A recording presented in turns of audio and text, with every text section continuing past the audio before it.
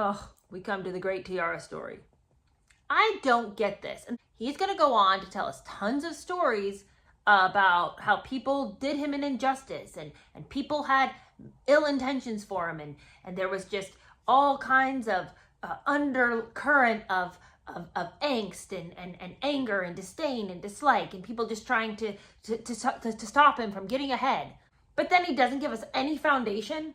And the tiara is a classic story of everyone was against me. Oh, really? Tell me how? Why? What did they do? What did they say? How did they show that they were against you? I don't know, but they were. I could sense it. To my understanding, they were double-crossing me and my girlfriend. So, in this wild tale, he says that Meghan had to, go to the mattresses about whether she got to wear a veil or not. Okay, so there'd been some question. Can a divorcee even wear a veil? Finally, they decided she could. But then there was a question of the tiara, and his aunt had said to Meghan, would you like to wear Princess Diana's tiara?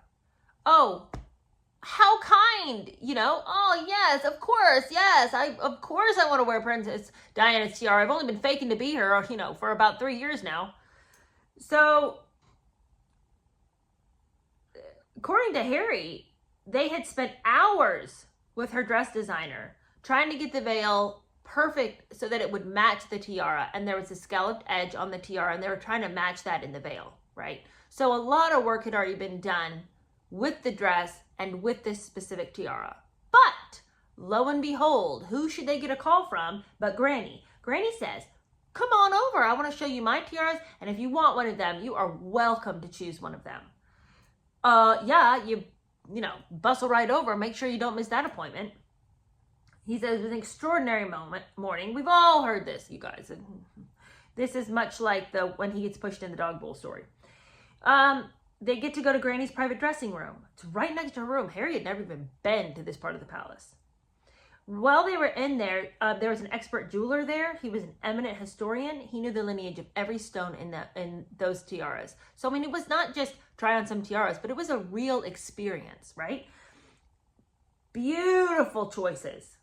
One had emeralds. One had aquamarines. They were all dazzling. They were stunning. To be able to have your choice of any of these was beyond any woman's wildest imagination. Of course, Meghan was in her element. Granny was just being really lovely, so complimentary to Meghan. These look lovely on you. You wear a tiara so well. It's just a really, really beautiful, generous, warm moment, right? Tender moment. And Granny says before they leave, she says, look, make sure that you practice putting it on because it can be really difficult. It's a lot more cumbersome than you'd think it would be. And also, the tiara is going to have to be sewn into your veil. And it can just be it's just way more than you think it would be. So make sure you try it on. Don't let your wedding day be the first day you put this on. Okay? Okay. Everyone in the room heard. Harry heard. Meghan heard. Granny said it. Then Angela, Granny's dresser and confidant, who was also in attendance, heard this entire conversation. So they were all on the same page. Meghan also talked to Catherine, and Catherine said, yes, absolutely. Do not let your wedding day be the first day that this tiara and you come together, because it's not what you think it would be. It's hard to wear, and it's hard to figure out exactly how to have it on with your veil and all this. Make sure that you and your dressmakers have had time with it, right? Okay, so this had been well established that this needed to happen. But for some reason, Angela would not respond to their messages when they needed to try on the tiara. And when the hairdresser had come to town, he'd flown in from France to do the hair and do the tiara and get the veil all figured out. And when they called Angela to arrange for it, Angela was nowhere to be found. Wouldn't answer any messages, wouldn't answer any phone calls. She just kind of disappeared. They kept trying. There was no response. When they finally reached her, she said that the tiara would require an orderly and a police escort to leave the palace, which shocked Harry because she's like, what are you talking about? Like, that seems a little bit much. Well, it is a irreplaceable tiara. So I don't know if it's a bit much, but anyway, Harry's like, all right, well then let's find some people who can do that. We got an orderly, we got a police officer. Let's get the show on the road. And Angela's like, it can't be done. Well, why can't it then? All right, we've got people here. And she says her schedule was just too busy. Harry says she was being obstructive, obviously, but he couldn't figure out what the reason was. You know, they had been given the right to the tiara, so now why was Angela withholding it? And they couldn't hazard a guess. And he thought about talking to Granny, but then he figured it was just going to spark a whole confrontation, and Angela was not a person to be crossed. He says that to his mind, Angela was just a troublemaker, and he really didn't need her as an enemy, so he just didn't say anything. Way to go, Harry. Way to get stuff done. If everybody in that whole room had heard that the tiara was for you and Meghan for your wedding day, it would not have been, beyond the pale for you to have then gone to Granny and said, hey, Granny, remember how you said that we could use that tiara? We're having a really hard time getting a hold of it in a timely fashion because the hairdresser is here. Is there anything that you can do? Angela says she doesn't have any time. Is there anybody else that you would be comfortable with sending that crown or sending that tiara along with? Is there anything we need to do? Do we need to come to the palace? Maybe we could bring the hairdresser to the palace. I just want to make sure this gets done because I know Meghan's really concerned about it. Right? Like, you get the ball rolling. Like, if somebody's causing problems, but it's within your rights to have this thing, you don't just sit there and fume and be like, oh, stupid Angela, what a troublemaker she always was. No, you figure out a way to get it done. And so instead they're just sitting around, holding each other, weeping on each other's necks. Why can't we get the tiara? Why can't we get the tiara? Well, go get the tiara. Okay, so but according to Harry, she held all the cards. She still had the tiara. So, what was he going to do? I don't know. Go get it from her? What are you talking about? Okay. And again, what evidence did he have that Angela was a troublemaker other than the fact that he says she was? But this story it does not make sense. It's just bonkers. If everybody heard the same thing you heard, there's 5 witnesses to the statement that Granny said you could have the tiara, then go get it.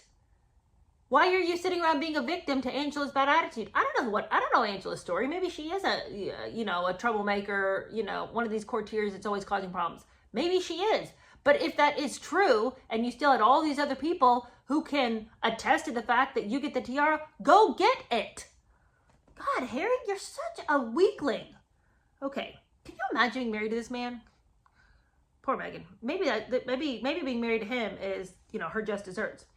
Anyway, then he goes off on this long jag about the fact that he was a little bit worried that the wedding itself is just going to be an absolutely dangerous experience for both he and Meghan, because how did he know that there wasn't going to be some deranged idiot who just showed up at the scene to mow everybody down?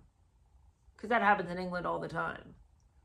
Okay, so he says that he really wishes that there'd been a story in the press that special forces had come and abducted Meghan from the house and had done this whole training scenario so that she would know what to do in the, according to Harry, very likely event she get kidnapped by some madman.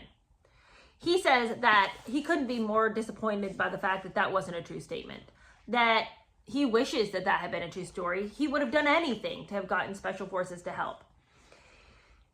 He says that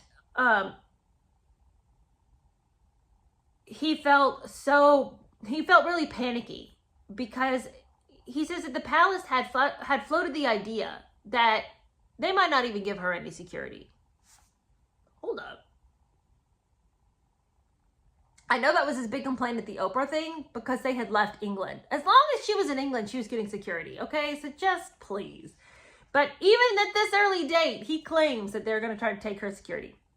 On the contrary, the palace had floated the idea of not giving her any security at all, because I was now 6th in line to the throne. And how I wish the reports about special forces were even partly true. How I long to phone my mates in special forces and have them come and train Meg and retrain me. Or better yet, pitch in and protect us. Come on, you guys, pitch in for free, right? Can you not do that? For that matter, I wish I could send special forces to go and grab that tiara. because Angela still hadn't delivered it. He said, again, Megan's hairdresser had come from France for the rehearsal, and the tiara still wasn't there, so he'd had to go back. And they'd phoned Angela again. And again, nothing. Angela's just totally ghosting them. Finally, Angela appeared out of thin air at Kensington Palace. And he said he met her in the audience room, and she put before him a release, which he signed, and then she handed him the tiara. So it wasn't this big thing after all, with the police escort and, an orderly and all this. She could just hand it over after he signed a piece of paper. Harry says he thanked her, but he added that it would have made everybody's lives so much easier to have had it done sooner. Her eyes were fire. She started to have a go at me. And I said, Angela, you really want to do this now? Really? Now? She fixed me with a look that made me shiver. I could read in her face a clear warning. This isn't over.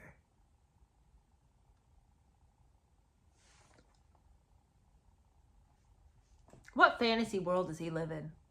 What wild fantasy world? What realms of idiocy does he reign? Because this doesn't make any sense. This story doesn't make any sense.